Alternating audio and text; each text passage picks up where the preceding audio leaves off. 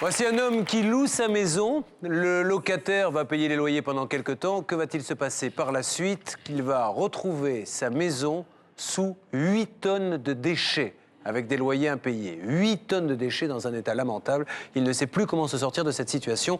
Nous allons essayer de la comprendre dans un premier temps et de l'aider dans un deuxième.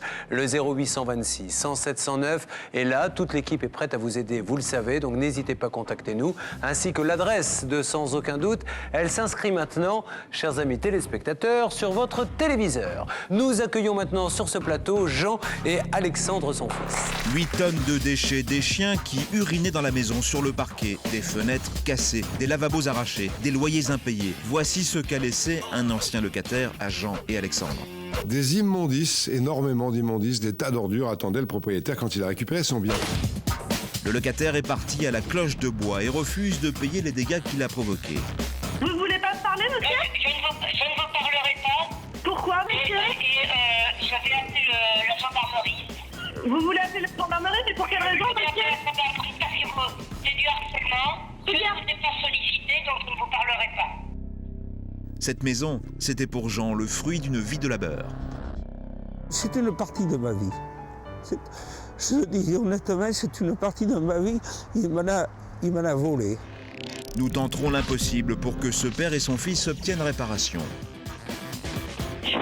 Franchement, j'ai plus le dossier. Alors c'est pour ça, madame, que je vous demande d'avoir l'amabilité, s'il vous dans plaît. le cas de monsieur Cabot, il y a un expert immobilier. Madame, écoutez-moi, ne vous énervez pas, ne paniquez pas, madame, écoutez-moi. Soyez calme. Vous n'êtes pas au courant du dossier, tout va bien, rassurez-vous. Passez-moi, s'il vous plaît, un responsable. Ce n'est pas à vous à répondre à mes questions. Passez-moi un haut responsable, s'il vous plaît.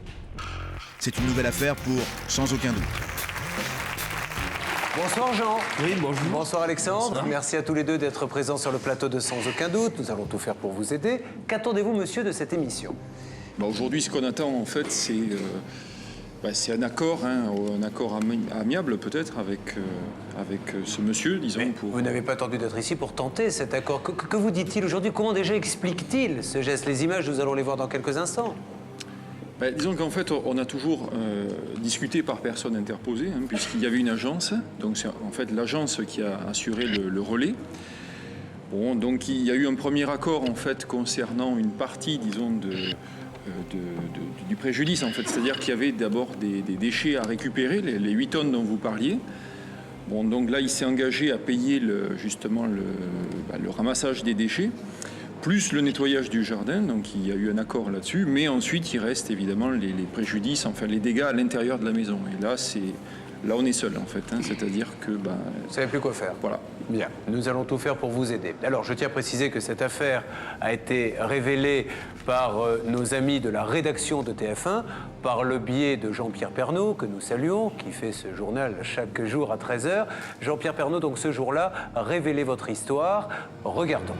La mésaventure du propriétaire d'une maison qui avait loué cette maison depuis plusieurs années. Son locataire, qui n'avait plus les moyens de payer, est parti en abandonnant la maison dans un triste état.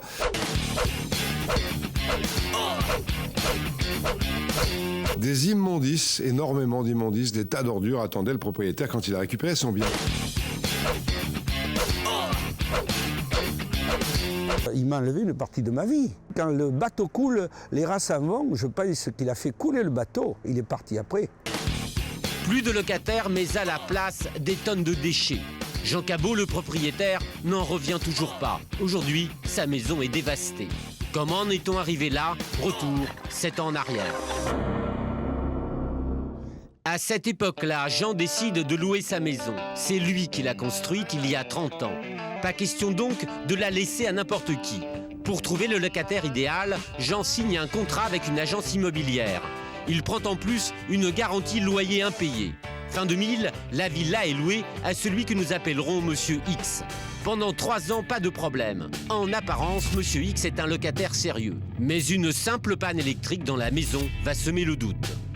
Je suis venu avec un dépanneur parce que la plaque électrique ne marchait pas. Lorsque nous sommes rentrés, on a été étonnés de voir une plaque si sale, si répugnante.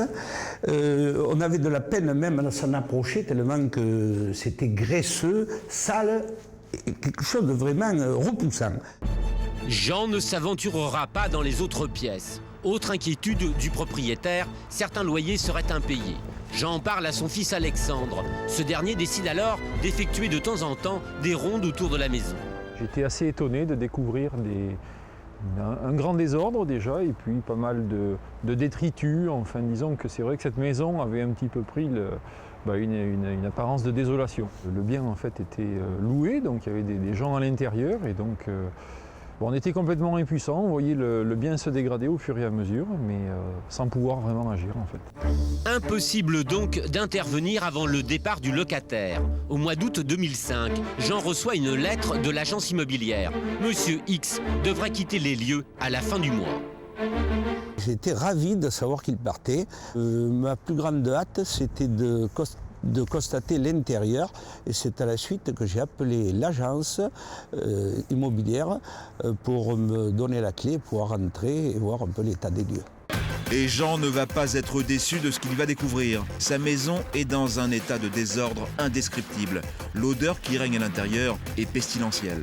Les traces les plus importantes, en fait, elles étaient là. Il y a eu des urines... De chien, il y avait les matelas. Et puis répétées pendant des mois, de sorte que le parquet était complètement pourri.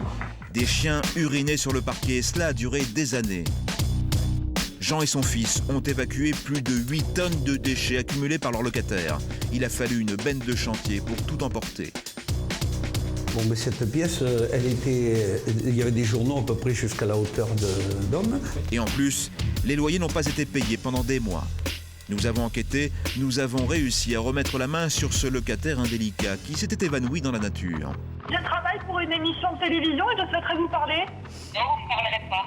Je peux pas vous parler, monsieur, c'est à propos d'un problème avec votre ancien propriétaire. Oui, non, mais vous n'avez pas à être là. Je ne vous parlerai pas. Vous voulez pas me parler, monsieur? Je ne vous parlerai pas. Pourquoi, monsieur? Je vais appeler la gendarmerie. La suite de ce document, dans un instant, sur TF1.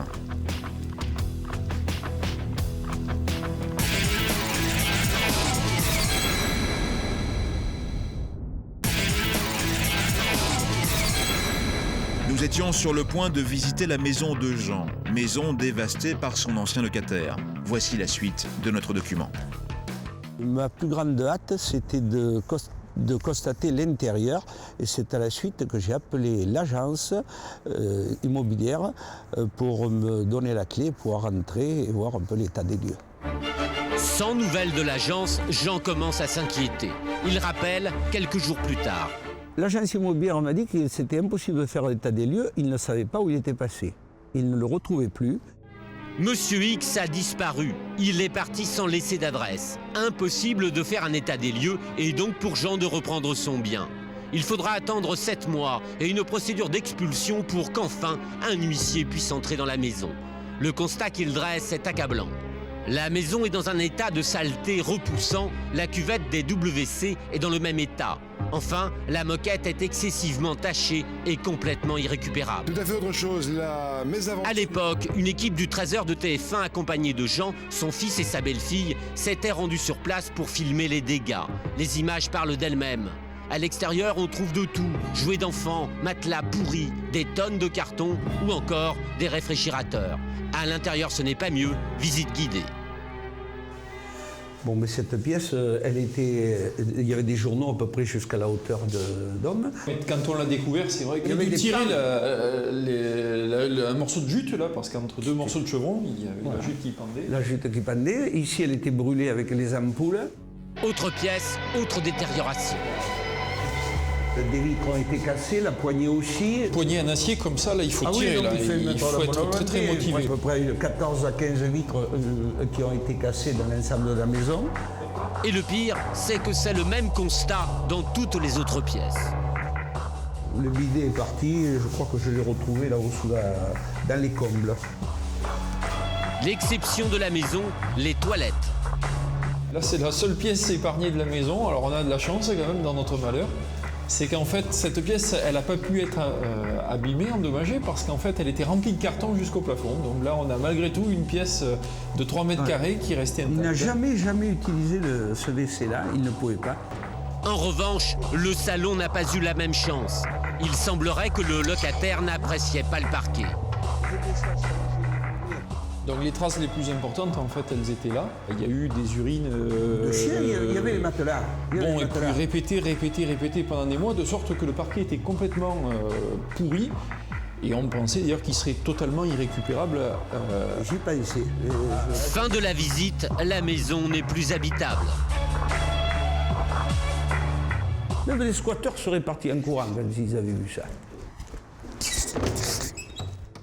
2 mois plus tard, l'agence immobilière retrouve notre homme. Un accord oral est passé avec lui. Monsieur X accepte de rembourser 800 € par mois pendant presque 1 an pour les loyers impayés et le déblaiement des déchets. Et pour les évacuer, il a fallu une énorme benne. Donc, les dimensions, c'était impressionnant. Donc 7 mètres de longueur, 3 mètres de hauteur peut-être. 2,50 m la largeur d'un camion. 2,50 m. Oui. Donc 50 mètres cubes. Contenance de 50 mètres cubes. 50 mètres cubes. Et elle était pleine à ras-bord. Au total, 8 tonnes de déchets seront évacués. Restent maintenant les travaux de rénovation. Et là, rien n'a été prévu. Selon l'agence, il y en a pour plus de 20 000 €. Alexandre et Jean contactent Monsieur X. Vous êtes conscient, je pense, de l'ampleur des dégâts Ah non, je suis pas d'accord. Et j'ai payé le déblaiement d'un certain nombre de choses. Je crois qu'aujourd'hui, je vous dois rien. Attendez, alors est-ce qu'on peut discuter ça? Non, discute pas. Vous êtes prêt, disons, à faire un geste, disons, pour payer une partie de la remise en état de cette Maison? Non, mais vous voulez que je vous poursuive en diffamation? Ah ben je veux bien. Non, mais vous voulez, là? Ah ben je crois que... Vous m'insultez, là, je crois. Vous insultez mon intelligence. Alors, je regrette. Vous passez par l'agence si vous avez quelque chose à me demander. C'était l'agence qui était votre mandataire à ce moment-là. Donc, à partir de ce moment-là, moi, je ne vous dois plus rien. Vous vous êtes mis d'accord? Vous mettez d'accord, vous, avec l'agence, mais pas avec moi. Merci beaucoup et bon appétit. Au revoir. Pour l'ancien locataire, c'est clair, il ne doit plus rien. S'il y a un responsable, c'est l'agence immobilière. Jean et Alexandre s'y rendent, l'entretien est filmé en caméra cachée. Pourquoi vous n'avez pas fait un protocole d'accord pour les dégradations? Parce que je n'avais rien sous la main. Je n'avais pas de devis, j'ai fait un screenshot. Mais alors pourquoi on l'a jamais fait pour... Et après, parce que... Pourquoi à la limite? Ne voulait pas. Mais pourquoi on se mettrait pas tous à table? Vous voulez pas payer, puis il n'aurait jamais pu payer 15 000 €. Et voilà, et nous, on est obligé de les payer à sa place. Alors, il m'a dit qu'il était resté 6 ans, que c'était normal que les pensions soient pas... Non mais c'est scandaleux. Beaucoup de dégradation. Il y a des gens qui détruisent et puis qui acceptent de... Non, D'accord. Merci beaucoup. je vous en prie. Au revoir. L'agence immobilière n'a donc rien demandé aux locataires pour les travaux. En revanche, par la suite, elle a fait réaliser des devis. 38 000 € pour le plus cher et 13 000 € pour le moins élevé. Qui va payer alors? L'agence fait marcher son assurance. Cette dernière versera généreusement 655 €. Je crois que c'est les deux à la fois, c'est ridicule et on se moque de nous. Alors là, je crois que tout le monde se moque de nous, quoi. C'est une somme vraiment dérisoire. Vraiment dérisoire. Et pour 650 €, on refait absolument rien. Moi, je me rappelle d'un devis, là, en fait, dans un des devis qu'on a, je crois que c'est même pas le prix pour peindre le garage en blanc. Donc, pour peindre une pièce en blanc. Oui, voilà. Sur un des devis, ça correspond à ça. Donc, c'est bien, on va pouvoir repeindre le garage en blanc. Voilà. Sans argent, Jean et Alexandre n'ont plus le choix. Ils vont devoir faire eux-mêmes les travaux et tout est à refaire. Oh, ben là, il y a environ 4 jours de travail. Et puis après, vous imaginez, on multiplie par autant de pièces. Donc si cette maison a une dizaine de pièces, vous faites la multiplication, on arrive à 40 jours de travail peut-être. Et puis, donc c'est colossal. Depuis 1 an, Alexandre passe tout son temps libre et toutes ses vacances à restaurer la maison dans laquelle il a grandi. Une situation qu'il a du mal à digérer. Devoir faire des travaux et puis des gros travaux parce que des locataires n'ont pas du tout respecté les règles élémentaires, on est sur Mars, quoi. Hein. Bon, on est sur Mars. Mais que faire? Jean aussi doit se mettre au travail. Tous les jours, il vient restaurer sa maison. À 71 ans, ce n'est pas toujours évident. Maintenant, ça commence à être dur. La montée des escaliers, la montée des choses, ma tête commence un peu à tourner, mais bon, il n'y a pas de problème, il faut avancer. On peut pas... Il y a 1 an et demi que c'est dans cet état-là. Il faut finir par faire quelque chose, ou alors on ne fait plus rien. Jean et Alexandre ont déjà pensé à tout laisser tomber. Pour l'instant, ils continuent, mais pour combien de temps encore? Aujourd'hui, ils demandent réparation. C'est une partie de ma vie. Je le dis honnêtement, c'est une partie de ma vie. Il m'en a volé. Il m'a volé une partie de ma vie. Et donc qu'est-ce qu'il faut faire? Je ne sais plus, c'est pas l'argent qu'il me donnera qui fera grand-chose, mais c'est quand même, ça réparerait un peu, mais il restera toujours quelque chose d'abîmé. Voilà en ce qui concerne donc le reportage d'Ève Bartoli. Quand vous revoyez ces images, ça doit faire mal au cœur, parce que ça a vraiment souillé votre maison. Hein. Mais, oui, effectivement, il y a tout à reprendre, hein, c'est-à-dire qu'en fait, au niveau décoration, bon, j'en parle pas, mais il y a tout l'aspect peinture, sol, puis il y a avant d'ailleurs la désinfection, parce que ce qu'on ne voit pas forcément là sur les images, c'est tout le côté, en fait, disons qu'on a découvert des excréments, ce genre de choses, hein, dans la maison, donc il a fallu nettoyer, il faut encore désinfecter. C'est une catastrophe. Hein, ça vous fait mal, monsieur, au-delà du préjudice financier? Oui, je comprends bien, oui, beaucoup, parce que c'est moi-même qui ai fait la maison. Je suis un ancien menuisier ébéniste. Je l'avais personnalisé. Il y a des plafonds Versailles, des parquets Versailles, il y a des plafonds avec du velours au fond. Plafond à caisson. Plafond à caisson. Là, on vous amène des images, on ne peut pas vous amener l'odeur. La maison est toujours inhabitable. On ne peut plus. Mais je ne sais pas qu'on puisse la récupérer parce que ça sort des parquets, ça sort de partout. Dès que je pose les parquets, il y a cette odeur nauséabonde qui remonte parce que les chiens couchaient dans la maison. Quel est votre préjudice financier, loyer, débarrassage et reconstruction? Disons qu'il y a à peu près déjà 9 mois de loyers impayés, hein, donc pour un loyer qui était à peu près un peu plus de 900 €, hein, donc on fait la multiplication. Et puis ensuite il y a eu le nettoyage. Alors il faut préciser que le nettoyage par contre a été pris en charge par le locataire, monsieur le fameux locataire. Et puis enfin et surtout les travaux. Hein. Donc là il y a eu plusieurs devis, il y a eu des devis assez échelonnés. Le plus haut va jusqu'à 37 000 €. Donc ce que vous exigez aujourd'hui, c'est le paiement des travaux. Enfin, en tout cas, qu'on remette la maison dans l'état où elle était quand vous l'avez louée. C'est ça. Alors, Maître Fellono, on a bien compris le problème. Les coups de fil arrivent dans une seconde et les duplex si nécessaire. Il faut se tourner évidemment vers le locataire. L'agence peut-elle jouer un rôle? Qu'est-ce qui s'est passé? Comment en est-on arrivé là? Nous pensons dans cette affaire que l'agence immobilière a une responsabilité parce qu'elle n'a pas défendu le propriétaire comme elle l'aurait dû. Alors j'en veux pour preuve que sur les arriérés de loyer, ils n'ont pas tous été récupérés.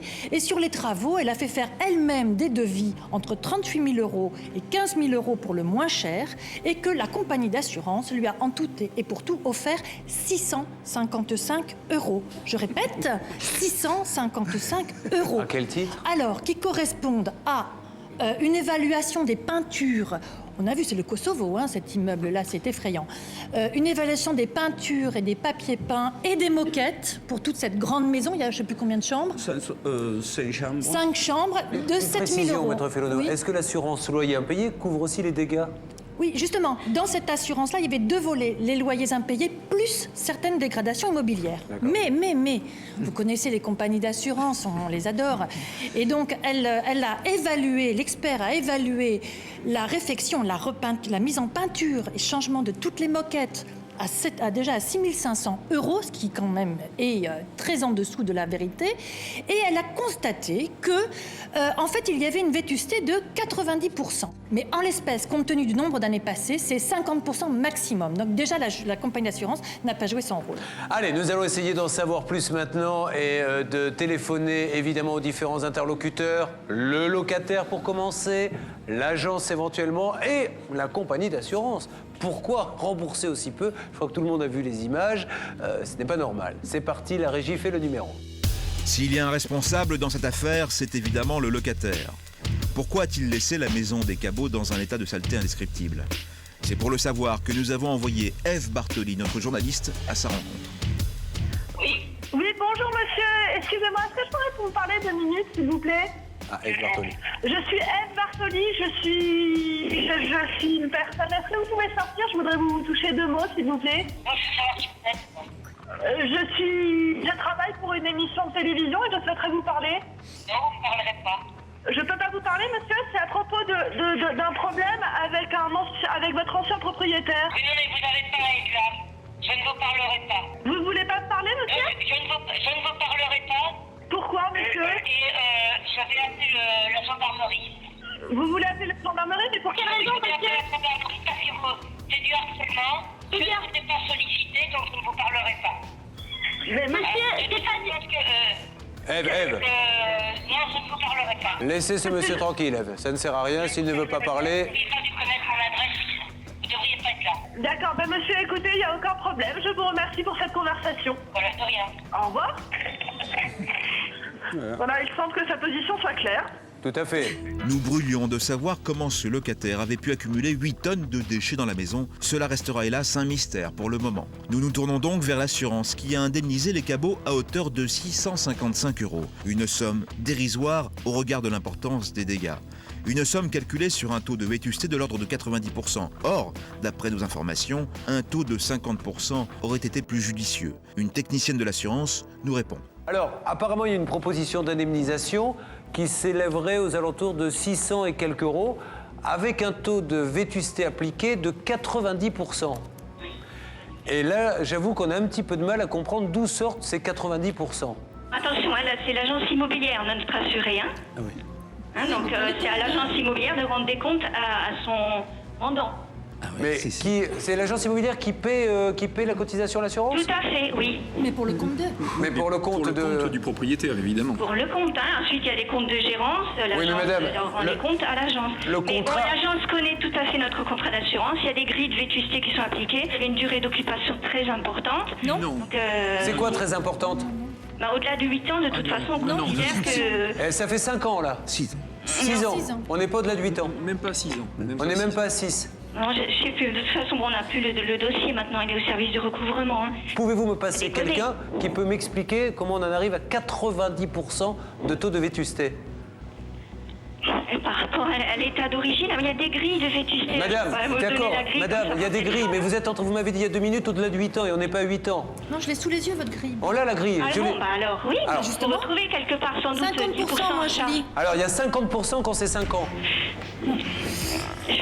Franchement, j'ai plus de dossier. Alors, c'est pour ça, madame, que je vous demande d'avoir l'amabilité, s'il vous plaît. Dans le cas de monsieur Cabot, il y a un expert immobilier. Madame, écoutez-moi, ne vous énervez pas, ne paniquez pas, madame, écoutez-moi. Soyez calme.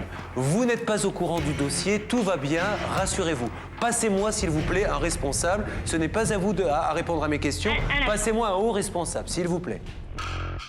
Alerté par cette technicienne, un haut responsable nous rappelle dans l'instant. Nous sommes en ligne avec lui afin de lui expliquer ce qui nous gêne dans le taux de vétusté de 90% appliqué à la maison des cabots. Grosso modo, le problème de ce monsieur, c'est que donc, si c'est passé au trésor de Pernod, c'est que vous vous doutez bien qu'il y a eu des dégâts. On a sorti 9 tonnes, 7 ou 8 tonnes de déchets. C'est-à-dire que ce monsieur, je ne sais pas ce qu'il lui a pris, il a transformé la maison en une immense décharge. Donc 7-8 tonnes de déchets ont été sortis.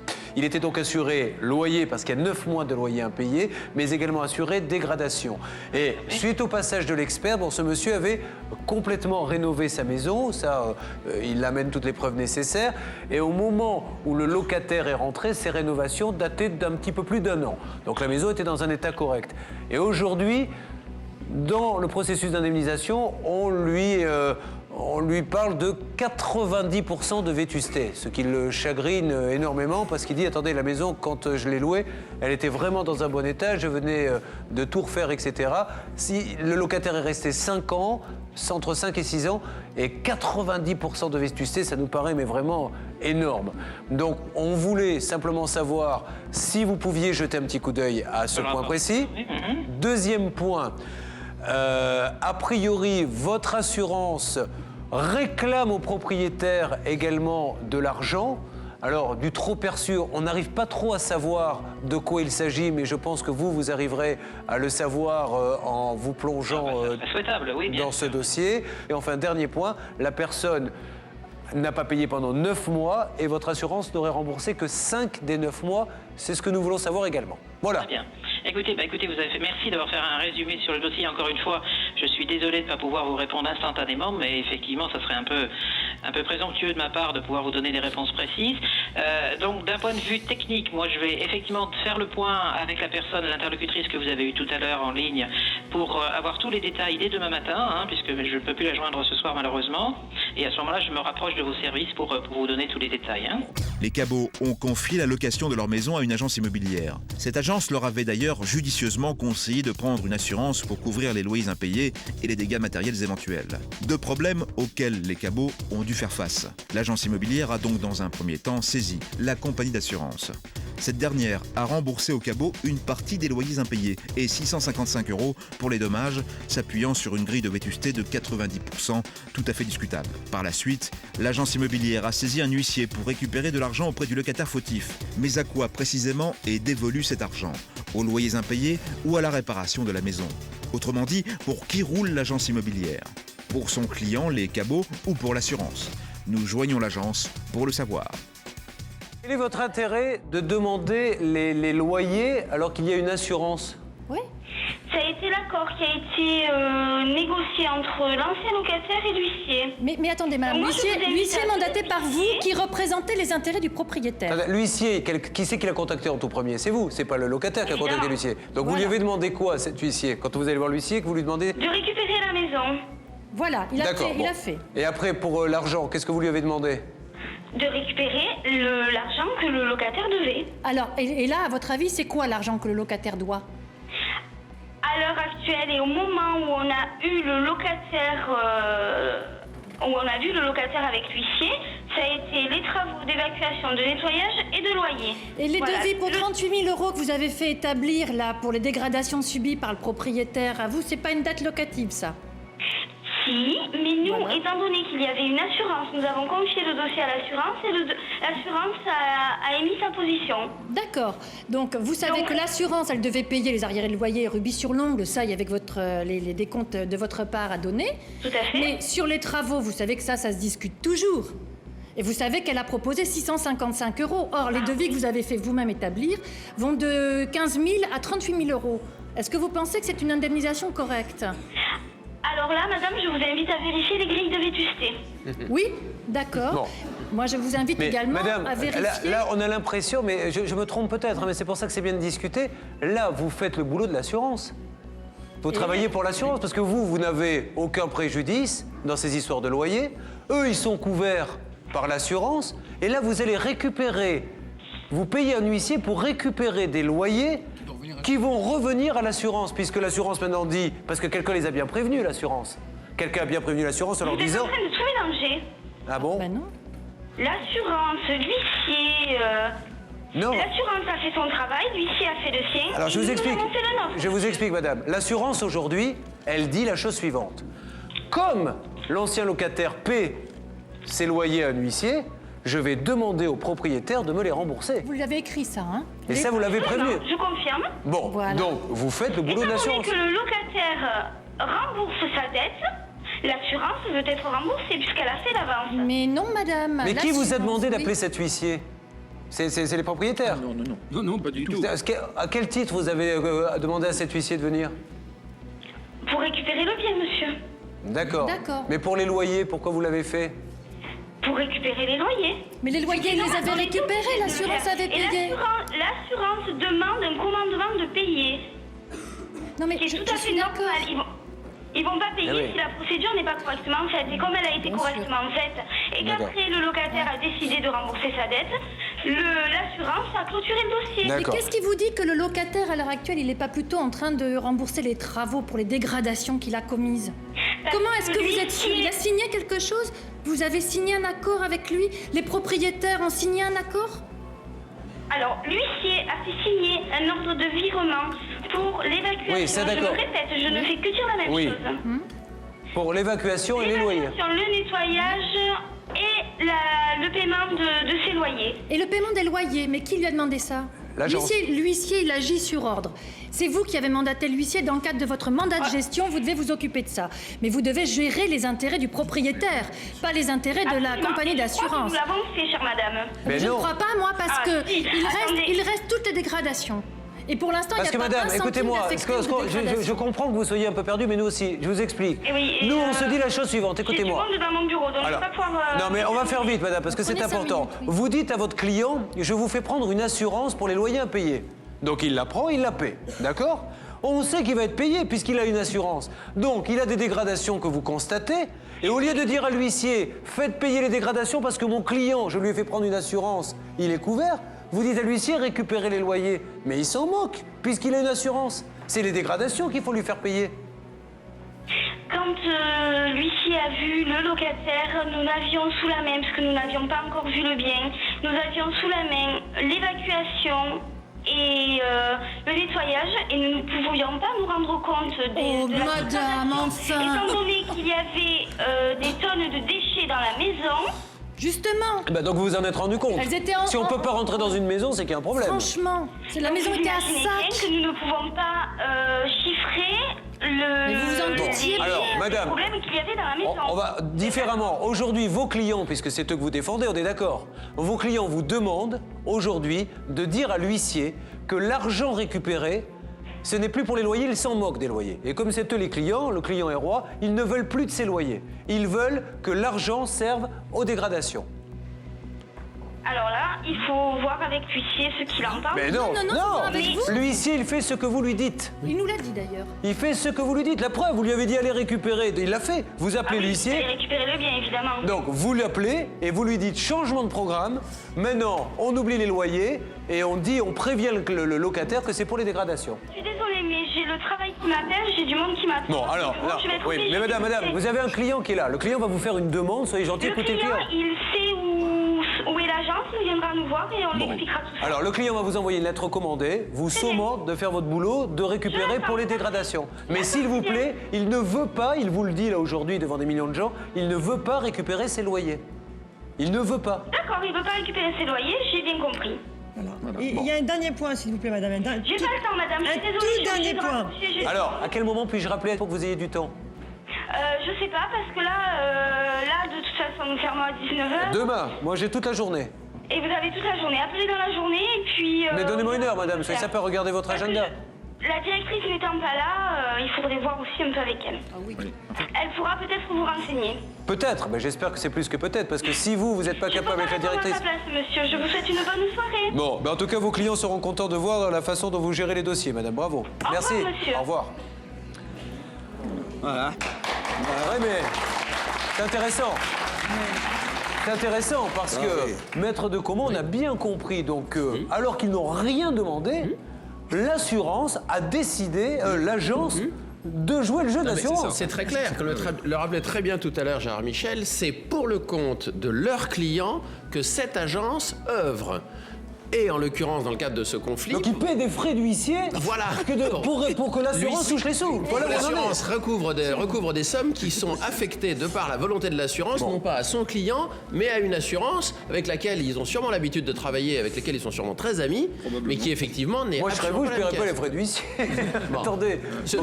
D'autant plus qu'il est tout à fait loisible à l'assurance qui a payé ses loyers, qui est subrogé à ce moment-là dans les droits de monsieur, de venir éventuellement après dire voilà, j'ai payé des loyers, si vous les avez récupérés par la suite, veuillez me les rembourser. Ils ont une action possible contre ce monsieur, donc qui se gêne pas. Donc, on continue le dialogue avec ces deux personnes et dans quelques instants, nous allons en savoir plus, mais on sait maintenant que l'agence ne joue pas la carte de son client, mais joue la carte de l'assurance. Et enfin, on va regarder dans votre contrat d'assurance si les frais d'huissier sont couverts, parce que alors là, ça serait extraordinaire.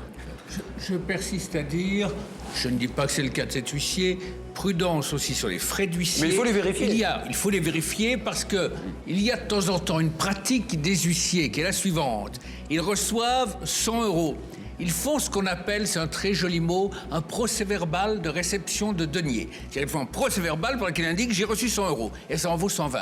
Ce qui fait qu'en réalité, ils s'auto-alimentent en permanence, le débiteur paye jamais, le créancier ne reçoit jamais rien. Alors, on est en droit de savoir à quoi correspondent les sommes prélevées par notre journaliste, et c'est le 4e point, va se tourner vers la chambre des huissiers. La chambre des huissiers en leur demandant tout simplement, à chaque fois que quelqu'un vire 800 € chez l'huissier, combien l'huissier doit prendre et nous allons voir si c'est la réalité. Vous voyez que ça fait beaucoup de boulot, mais c'est bigrement intéressant. Un dernier mot, monsieur. Quant à l'agence, je pense qu'il y a eu un laxisme en permanence, d'autant plus qu'il y a près d'1 an et demi que, disons que l'ESPER vient de passer il y a peut-être qu'une paire de mois. Et il y a plus d'1 an et demi que ça traîne. Allez, avançons dans ce dossier. Vous nous laissez quelques temps et on va avoir des réponses très très rapides. Merci beaucoup à tous les deux. Merci. Depuis notre enregistrement, l'assurance a fait un geste commercial passant d'un taux de vétusté de 90 à 50%. Elle a déjà versé une somme de 2 500 € à notre propriétaire qui a également touché 4 758 € de loyers impayés. C'est encourageant. Néanmoins, nous suivons l'affaire.